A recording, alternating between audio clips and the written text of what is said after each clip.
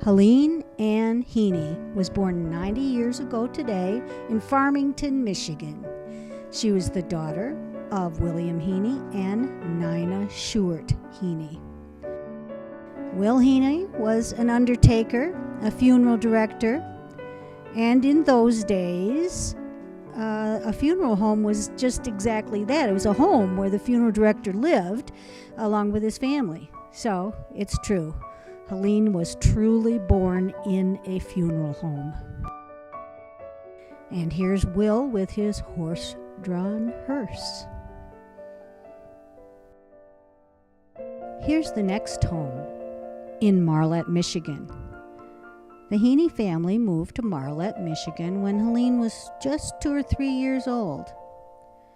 And again, they lived upstairs in the funeral home.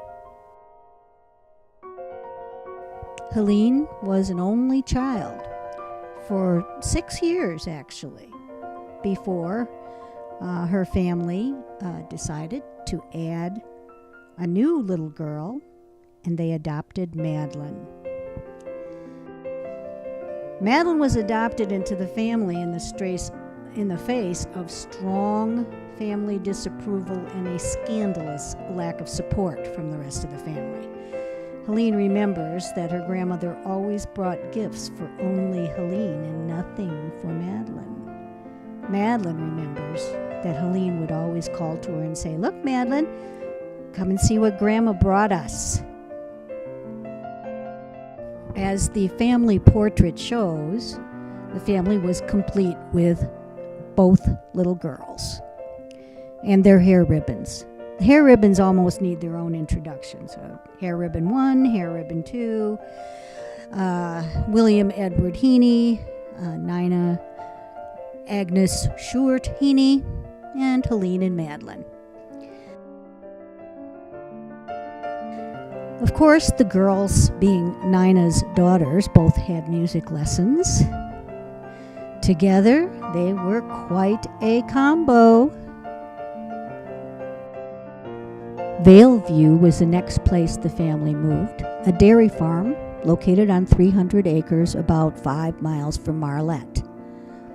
The house was quite a showplace because Nina Heaney had the whole place refurbished before she would consider moving in, including 4 bathrooms, a commercial-grade kitchen, built-in everything. Helene's sense of style wasn't really a farm girl in overalls either. She was into sophisticated things, like big hats, and like Bill Spitler. Bill Spitler was in the Army Air Corps, and his job was aircraft mechanic. His job was to fly as part of the crew and fix the plane if anything went wrong, and those of you who know Bill well can appreciate what a truly terrifying idea that is. He is probably as far from being a mechanically inclined person as a person can be. He can change a light bulb, but that would be about it. He was, of course, very good at reading and taking tests on new material. Since he got such a high grade on the test, he was naturally assigned to be the aircraft mechanic. One of the co-pilots was suspicious and would take questions out of the lengthy manual to test Bill, but unfortunately the co-pilot didn't trust his own memory and folded down the corner of the page he planned to use to quiz Bill. Bill would, of course, take the time to read over any page that had a folded corner, and he was always letter perfect with his answers. Luckily, the plane he flew on never had engine trouble. And here's the young couple out for a night on the town with the Spitler family, Bill's mom and dad, and his brother Dick with Dick's wife, that blonde bombshell from New York, Peg Spitler. I'm thinking probably Mom and Dad Spitler had to pick up the tab on this dinner. Now, the entire wedding for Bill and Helene had to be organized and accomplished during a 3-day pass from the Army. That, however, was no problem when you have Nina Helene and Eleanor Spitler in charge of making it happen. Naturally, they needed at least one day spent shopping all day at J.L. Hudson's in downtown Detroit in order to pull off this wedding. They didn't have cell phones, but Nina took the main floor and Eleanor took the mezzanine, and they would just holler back and forth to each other. Nina, do you want this? Yes, give me that. Do you want these? Eleanor, look. Okay, give me. The staff at Hudson's had never seen anything quite like it, but they came home with armloads of wedding presents. September 10th, 1943, the wedding took place. Bill in his uniform, Helene in blue watered silk with lace trim. It was a war wedding, but it wasn't until after the war that they had their first child. Carol, it's me. November 25th, 1946. But just 17 months later, along comes William Helene Spitler, April 12th, 1948. First a daughter, then a son. Thus the world is well begun, according to Bill Spitler. Here they are, the Spitler cousins. Helene, Ricky Spitler, who, despite the fact that he's almost as tall as my mother, is actually younger than me by two months.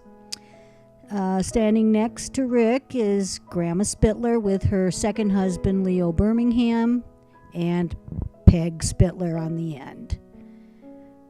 Then down in front, next to Rick, is Marcia, Carol, apparently dancing, and Kevin and Billy, the inseparable buddies. Of course, family and friends have always been primary for Helene. Here's the family in, I think, 1956. Patrick is the baby that Carol is holding, and that curly-haired little girl that Helene is holding is Deborah. Billy is out front in his scout uniform. Nina lounges in the center like the queen bee that she was. The other older woman with the ramrod posture is her older sister Anne, who holds the family record for longevity, passing away at the age of 103.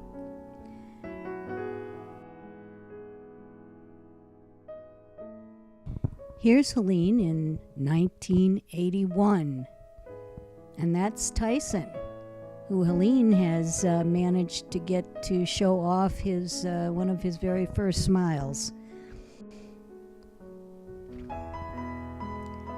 And here are 4 generations.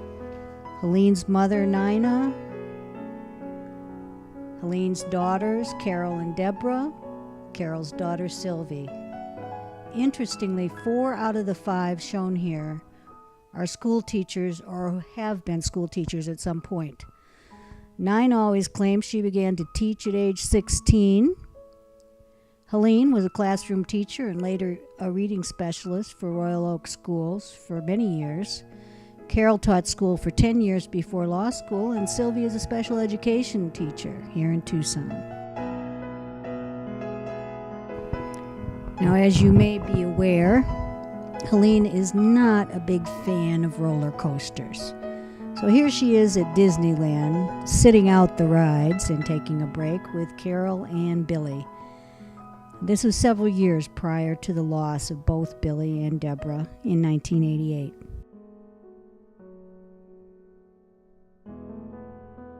Only after both Helene and Bill retired did they move to Tucson, where Helene met some of her best friends.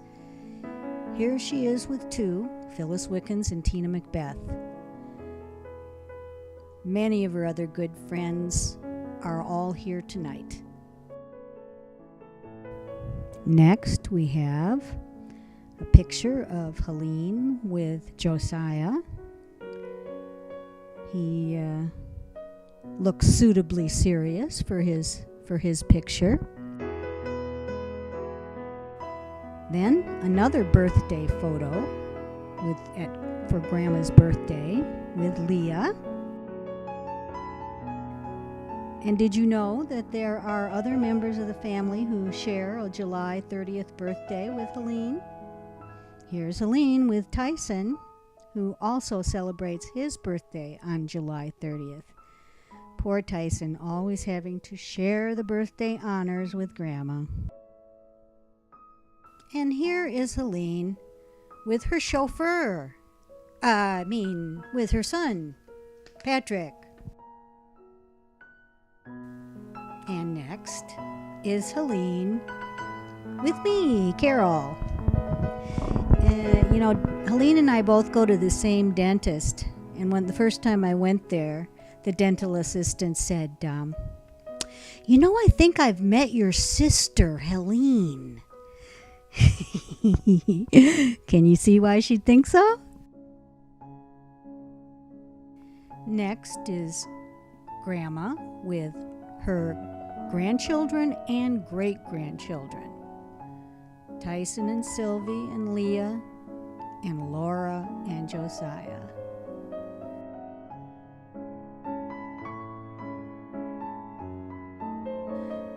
Finally, a portrait of all the Tucson family. Ada, Tyson, Patrick, Sylvie, Bobby, Carol, Grandma, John, Laura, and down in front, Leah and Josiah.